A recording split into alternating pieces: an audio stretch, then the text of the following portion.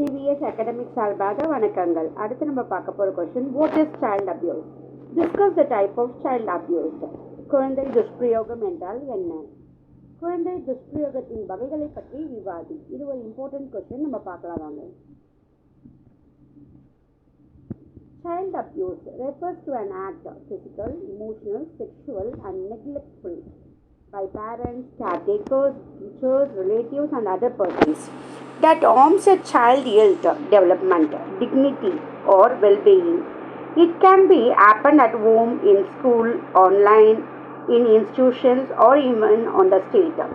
Child abuse அப்படின்றது ஒரு ஃபிசிக்கலாக, உடல் ரீதியாக, இமோஷனல் மன ரீதியாக அண்ட் செக்ஷுவல் ஆர் நெக்லெக்ட், ஒரு சில விஷயங்களால் ஏற்படக்கூடிய, குழந்தைகளுக்கு ஏற்படக்கூடிய சீரழிவுகள்.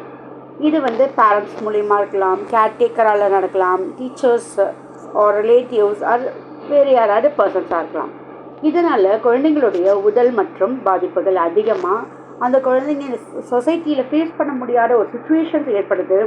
And even at home, even வீட்டுக்குள்ளேயே நடக்கக்கூடிய விஷயங்கள், ஸ்கூல்ஸ் ஆன்லைன் மூலியமாக நடக்கக்கூடியது, மற்ற institutions, even on the street, தெருவில் போகும்போது கேலி கிண்டல் பண்ணக்கூடிய விஷயங்களாலும் குழந்தைங்க எந்த அளவுக்கு பாதிக்கப்படுறாங்க, அவங்களுக்குள்ள பயங்கள் எப்படி ஏற்படுது அப்படின்றது தான் இந்த கொஷினுக்கான பாயிண்ட்ஸ்.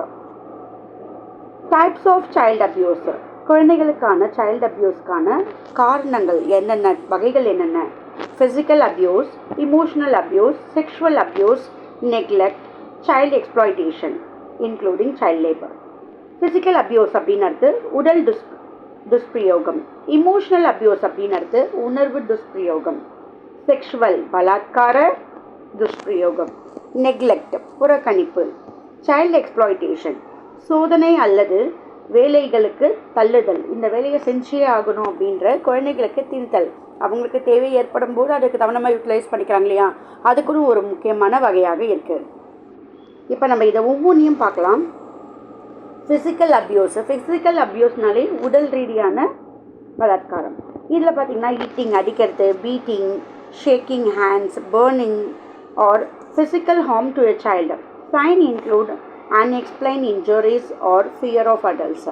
இதனால் சின்ன சின்ன குழந்தைங்களுக்கு ஏற்படக்கூடிய பயங்கள் அதிகமாக உருவாகும். Emotional psychological abuse. Constant criticism, ஒருத்தவங்களை திரும்ப திரும்ப அவங்களையே தொந்தரவு பண்ணி ஒரே வார்த்தைகளில் பேசுறது. ட்ரீட்ஸ், எப்படி அவங்கள பயன்படுத்துகிறாங்கன்றது. ரிஜெக்ஷன்ஸ், நிராகரிப்பு, அது கூட ஒரு வகையான இமோஷனல் அபியூஸ் தான். ஹியூமிலியேஷன், மனிதத்தன்மை இல்லாமல் இருக்கிறது. இக்னோரிங் த சைல்டு, ஒரு குழந்தைய அந்த குழந்தைய கண்டுக்கிறதே கிடையாது. It affects a child self esteem, emotional development and mental health also. இதனால் அவங்களுக்கு என்ன மாதிரியான பாதிப்புகள் ஏற்படும் அப்படின்ற பாயிண்ட்ஸை நீங்கள் கூட எழுதிக்கலாம். Next one is sexual abuse.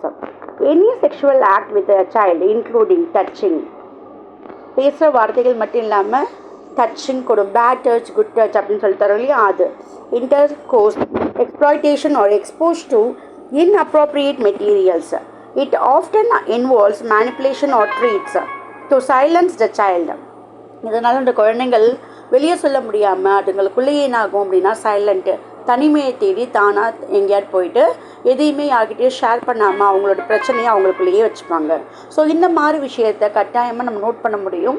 அதுக்கான டீச்சர்ஸ் அப்படின்னும் போது நம்ம என்ன பண்ணலாம், ப்ராப்பர் கைடன்ஸ் அண்ட் கவுன்சிலிங் கொடுத்து அந்த குழந்தைங்கள மீட் எடுத்துகிட்டு வரணும். Next one is neglect.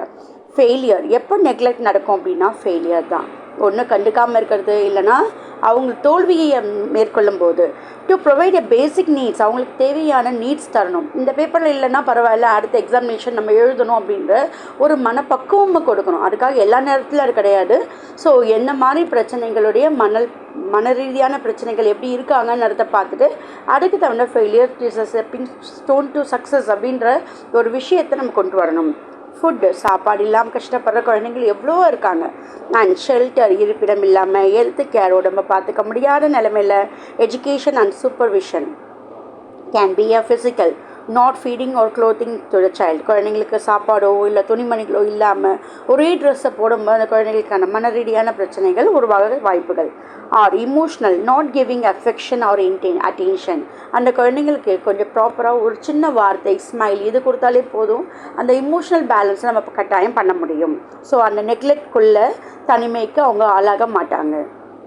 Next point, child exploitation including child labor, using children for work or other activities for the benefits of others. மற்றவங்களுக்காக வேலை செய்கிற குழந்தைங்க or harmful or illegal way, இதனால் தப்பான விஷயங்கள் தப்பான வேலைகளை செஞ்சு அதன் மூலியமாக ப்ராஃபிட் கிடைக்கக்கூடாதுன்னு நினச்சி அந்த குழந்தைங்களை அங்கே யூஸ் பண்ணிக்கிறாங்க. Example, child labor, trafficking or forcing the child to illegal activities. தவறான வழிக்கு அந்த குழந்தைகளை தள்ளப்படுற விஷயங்கள் இருக்குது. இது எல்லாமே சைல்டு எக்ஸ்ப்ளாய்டேஷனுக்கு நீங்கள் எழுதக்கூடிய points. Okay, thanks a lot. Kindly subscribe my channel and share to your friends those who are writing child rights. Thank you. All the best to everyone.